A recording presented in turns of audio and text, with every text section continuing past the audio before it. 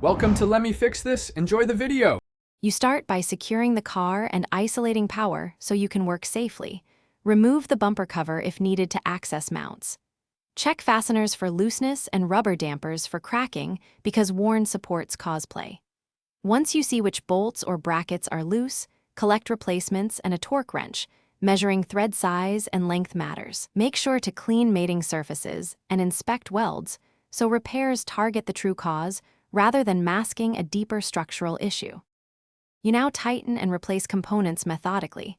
Start by hand-threading bolts to avoid cross-threading and then torque to spec because over-tightening can crack brackets. If brackets or dampers are damaged, swap them for equivalent parts and use grade 8 hardware on load-bearing points. Once parts are secure, align the bumper.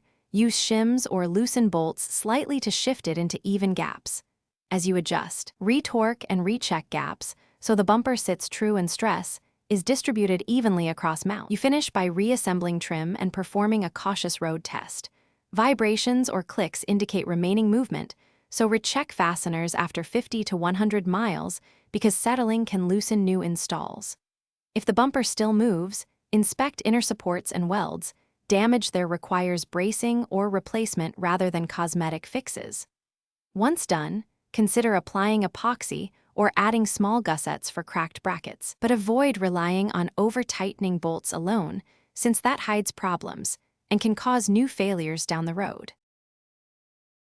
Thanks for watching. If you found this helpful, don't forget to like and subscribe.